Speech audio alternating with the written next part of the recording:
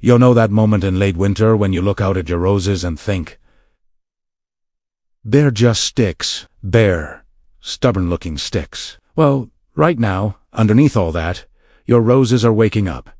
And what you do in the next 2 to 4 weeks? It's the difference between a handful of blooms in May and a garden that looks like it belongs on a magazine cover. I'm going to walk you through exactly how to fertilize your roses in late winter. The right timing, the right products, and the method that gets nutrients where they actually need to go. By the end of this guide, you'll know when the soil is actually ready, not just when the calendar says it is. How to choose between organic and synthetic options, the exact steps to apply fertilizer without burning your plants, and what to watch for if something goes wrong. This guide is for home gardeners in USDA Zones 5 through 11. Whether you're in a Chicago suburb waiting out one last frost, or already pulling weeds in Phoenix, there's a timing cue in here that applies to you. Before you open a single bag of fertilizer, you need to check 3 things: soil temperature, moisture, and pH. I know, that sounds like homework. But skipping this is why fertilizer burns happen, and why perfectly good products end up doing nothing. Push a soil thermometer 2 to 3 inches into the ground. You're looking for 40 to 50 degrees Fahrenheit. That's 4 to 10 Celsius. Moisture next. The soil should be workable crumbly when you squeeze a handful, not hard and frozen, not waterlogged and dripping. Soggy soil leads to nutrient runoff. Frozen soil means fertilizer just sits there until rain washes it past the roots. And pH. Roses prefer slightly acidic soil, 6.0 to 6.5. Outside that range, nutrients can't be absorbed properly, no matter how much fertilizer you apply. A basic soil test kit from any garden center, $10, 15 minutes.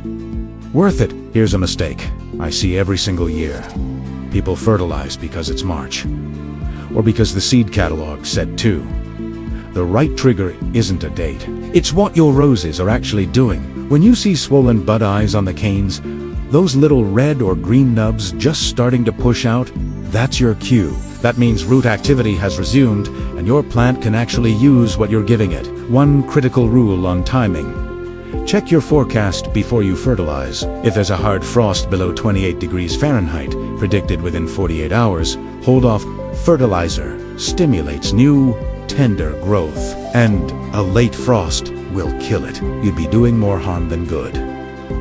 All right, you've confirmed your timing. Now let's prepare the soil before a single granule goes down. First, pull back your winter mulch. Move it 4 to 6 inches away from the crown. Don't throw it out. You'll put it back later. Leaving it in place traps cold around the roots and blocks fertilizer from reaching the soil. Next, clear any fallen leaves, old petals, or dead debris from around the plant. Overwintered leaves can harbor black spot spores and botrytis. Bag them, put them in the trash. Do not compost rose debris. Finally, take a hand cultivator and lightly scraps the soil surface, 1 to 2 inches deep, in a wide ring around the plant. This breaks up the compacted crust, improves water penetration, and gives your fertilizer granules somewhere to settle in. Don't go deeper than 2 inches. You'll disturb the feeder roots. Now, fertilizer selection. This is where people overthink it. So let's break it down simply. Every fertilizer bag shows 3 numbers: nitrogen, phosphorus, potassium NPK. 4. Spring bloom production. Your middle number is the star. Phosphorus drives root development and flower bud formation. A formula like 5105 or 6126 is ideal. The middle number is higher, which is exactly what you want going into blooming season. Granular fertilizers are usually the easier choice for late winter. They're slow release, meaning they feed over 8 to 12 weeks, rather than dumping everything at once. More forgiving if your timing is slightly off. Liquid fertilizers act faster, useful for a quick boost once growth is underway, but they require more frequent application and carry a higher burn risk if the soil is dry. Now, synthetic versus organic.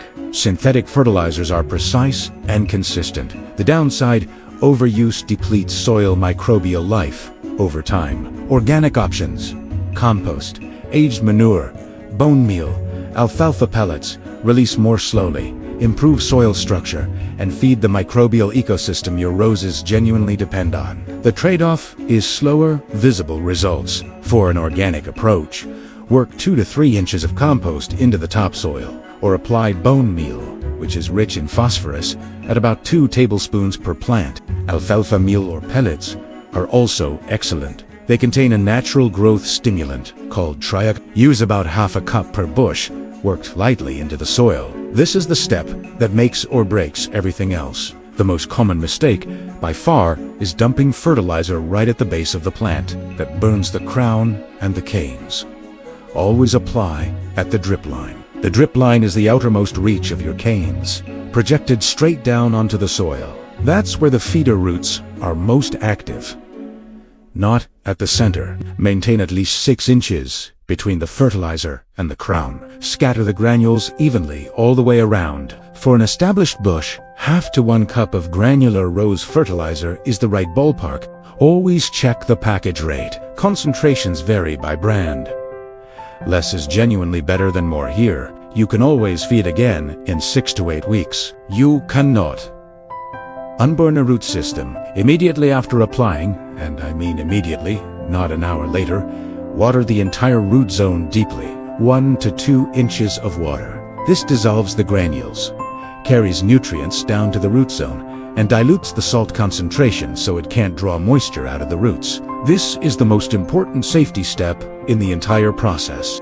Once you've watered thoroughly, replace your mulch, about 2 to 3 inches deep, keeping it away from the crown itself. So, when do you actually see results? Here's a realistic timeline. Within 2 to 4 weeks of fertilizing, you should see more vigorous new cane growth. The leaves unfurling will be deeper green. Stems will look stronger. That's the nitrogen doing its job. Bud formation follows 4 to 6 weeks after that. Your first spring blooms, the ones that tell you the extra care paid off, typically arrive 8 to 12 weeks after fertilizing, in warmer zones, as early as March. In Zone 5, you may be waiting until late May. For the rest of the season, fertilize every 6 to 8 weeks, through mid, then stop. No later than 6 weeks before your expected first fall frost. Late fertilizing pushes tender new growth right into cold temperatures, which weakens the plant going into dormancy. Even with the best intentions, things go sideways. Here are the most common problems and what to do about them. Problem: brown, scorched leaf edges, tip burn. This almost always means the fertilizer was too close to the crown, applied to dry soil, or the dose was too heavy. Fix: flush the root zone with 3 to 4 gallons of water. Hold off on fertilizing for 4 to 6 weeks. Problem: roses wilting, even though the soil is moist. That's salt burn. Too much fertilizer raised the salt concentration, drawing moisture out of the roots. Fix deep water immediately to leach the salts down. Reduce your rate on the next application. Problem: beautiful, lush foliage, but almost no flowers. Classic sign of nitrogen excess. Too much nitrogen pushes leafy growth at the expense of blooms. Fix: switch to a lower nitrogen, higher phosphorus formula, or take a cycle off entirely. Problem: yellowing leaves. 9 times out of 10, it's a pH problem. If the soil is outside 6.0 to 6.5, nutrients can't be absorbed, no matter how much you've applied. Fix: test your pH. Sulfur lowers pH. Lime raises Italiano. Problem: new shoots killed by a late frost. This happens when you fertilize before overnight temperatures have consistently stayed above 28 degrees. Fix: next season, let the bud eye swell first. That visual cue exists precisely to protect you from this. Let's bring this together. 7 steps. That's all this is. 1. Check that your soil is thawed and workable, and your buds are visibly swelling before you do anything else. 2. Pull back mulch and clear all debris. 3. Lightly scratch the soil surface at the drip line. 4. Choose a phosphorus-forward fertilizer, 510, 56126, or an organic equivalent like bone meal and compost. 5. Apply in a ring at the drip line, half to 1 cup per bush, 6 inches from the crown. 6. Water deeply and immediately, 1 to 2 inches. 7. Replace your mulch Watch for burn symptoms over the next 2 weeks. Repeat in 6 to 8 weeks. Do this right, and in 8 to 12 weeks, you'll have a garden that makes your neighbors ask what your secret is. And the secret is just this: you paid attention at the right moment. If you found this useful, hit subscribe. I put out practical gardening guides like this throughout the growing season. The printable 7-step checklist is linked in the description below, formatted to post right in your potting shed. Drop a comment and tell me what rose varieties you're growing this season. I'd genuinely love to know. See you in the next one.